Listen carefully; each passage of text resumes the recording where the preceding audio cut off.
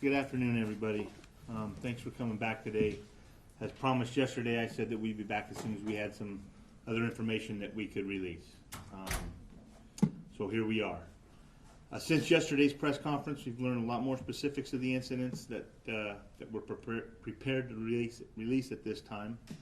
I also want to say that we as an agency and our community are just beginning the grieving process. So we need to keep that focus for now. There's going to be a lot of discussion on some other issues that will come up during some of the statements I have to make, but we're going to have those conversations later. At the end, I will answer a few questions. In the early hours of yesterday, El Dorado County resident Christopher Ross, living at 4740 Sand Ridge Road in Somerset area, called 911 to report a theft of marijuana from his marijuana garden located near his house.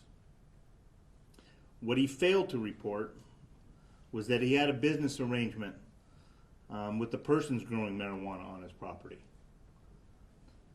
Deputy Ishmael and his ride-along, the off-duty San Joaquin deputy, were the first to arrive, and they met with Ross, who told them that the persons in his marijuana garden were stealing it. By then, other deputies had also arrived on scene. Deputy Ishmael and his ride-along went to the rear of the residence, near the large marijuana garden consisting of approximately 75 marijuana plants, where they announced their presence and asked whoever was in the garden to show themselves. And at that time, they were immediately confronted with gunfire. Deputy Ishmael and his ride-along both returned fire. Deputy Ishmael was struck 2 times, once in the upper chest above his bulletproof vest, and the other in a foot. His ride-along was also struck in his upper thigh. Deputy Ishmael succumbed to his injuries within minutes at the scene.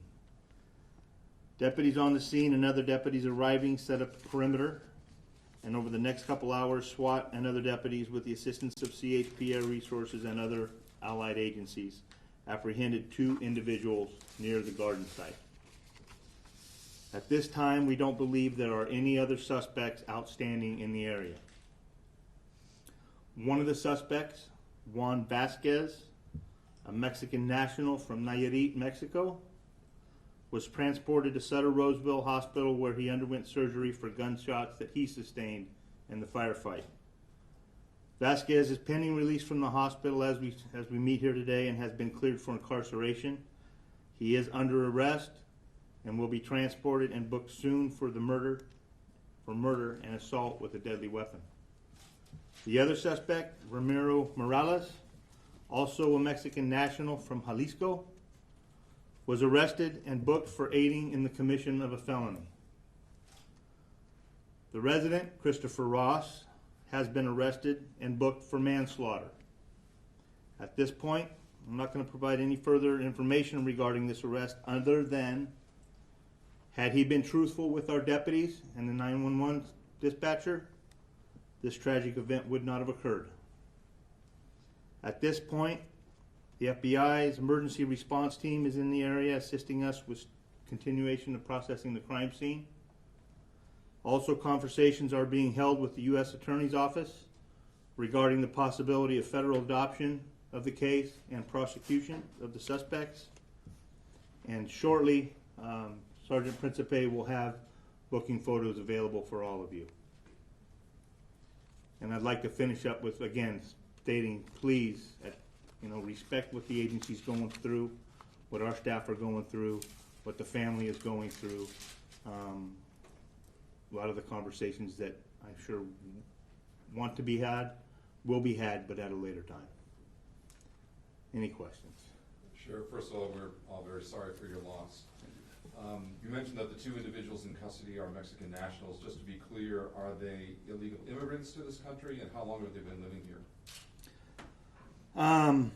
They've been here for some time, that I can tell you. Actual time span, I don't remember, I don't recall. It was given to me yesterday. They are Mexican nationals. That is what I have been told when I asked the question, confirmed, are they illegal? They said they are Mexican nationals.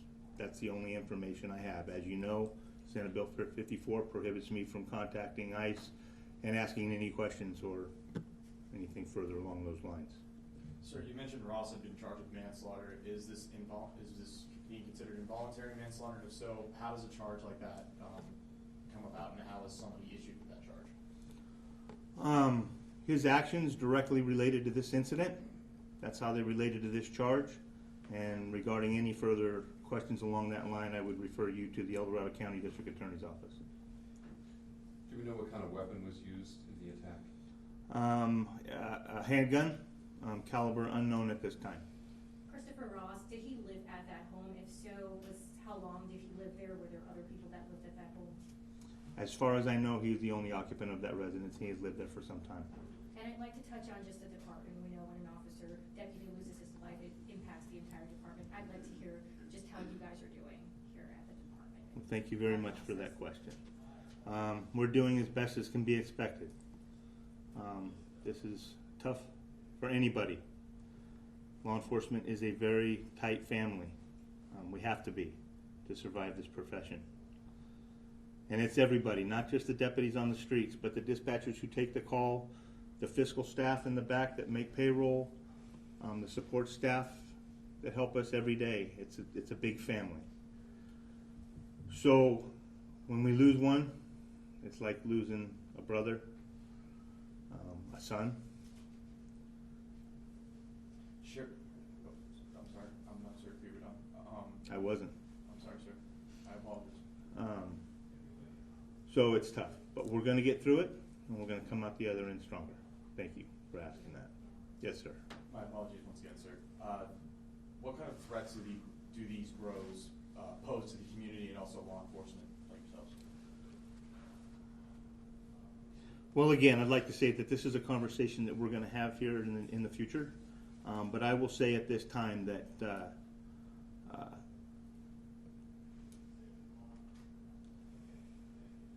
there's a lot of violence that surrounds these gardens, and we're seeing a perfect example of it right now.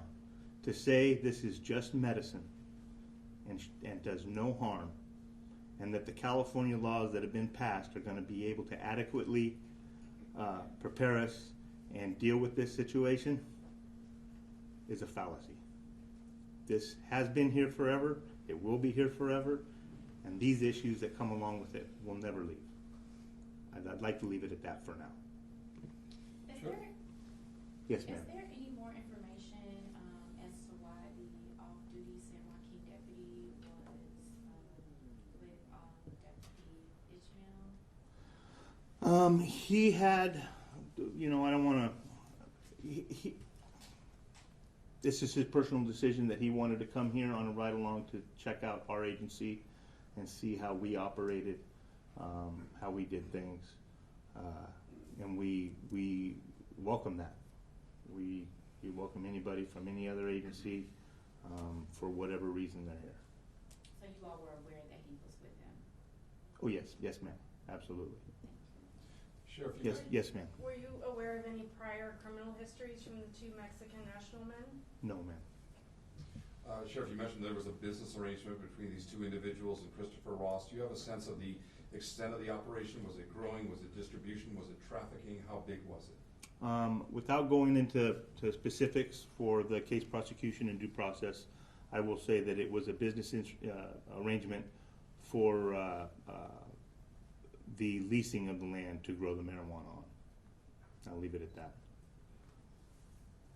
Sir, would you say that there's a bigger problem, a link between the legalization of marijuana and these grows?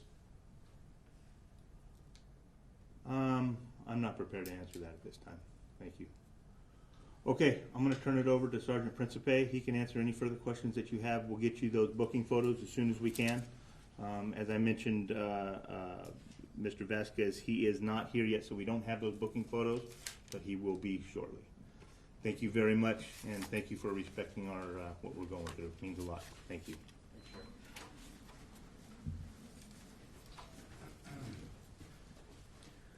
As the sheriff said, that was a statement we have to give. If you have a few more questions, I want you guys to understand that with a lot of things, especially these regarding the investigation. It's important for us to make sure the investigation is solid and that we actually can make a prosecutable case. And a lot of that is involved in not providing some details, and that's why we're doing it. Once details become available that we can release, we'll release them. I think we have a pretty good track record of doing so. So, any other final questions? You, as far as Christopher Ross, has he bailed out, and if so, do you know where he is? I do not know that right now. Does he have a court date yet? I'd have to look that up. That isn't something that I looked up prior to this, no. The two booking photos, is there an estimated time that you guys may be sharing that, just for a time? So, yeah, as soon as we get done here, I'm going to go and I want to put onto paper what was just said. That way it's available for everybody, and I will put the two booking photos available then. The third, as soon as he is transported and booked, I will get that released, and I will probably end up updating the press release that has the other two photos. Sir?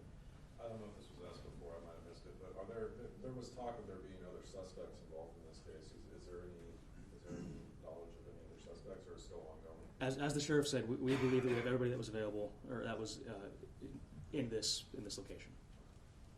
And in terms of the stage of the investigation, in particular, what's going on at the scene of the crime, can you describe a little bit what's actively being done to process that? I can give a little bit. I mean, we're talking a homicide investigation that spanned over a large area. These people were moving around. It was a big area.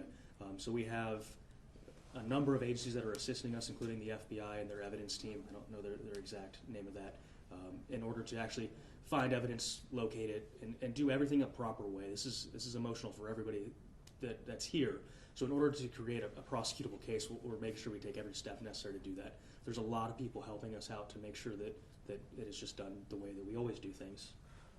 Sir, what's the crime rate like linked to these types of grows? Obviously, it's a big issue. As the sheriff said, right now we as an agency, I want to focus on Brian, his sacrifice, his family, our family, and the community. We're not getting into this, and that information will come out. It's not today. As far as the grow, is it safe to say that it was an illegal marijuana grow operation? Yes. Anything else? What was the ICE law that the sheriff cited earlier? I can give you the Senate bill for that if you're honest. I don't have it on me. Okay. There's a lot of Senate bills, but I can get that for you. Okay, thank you all.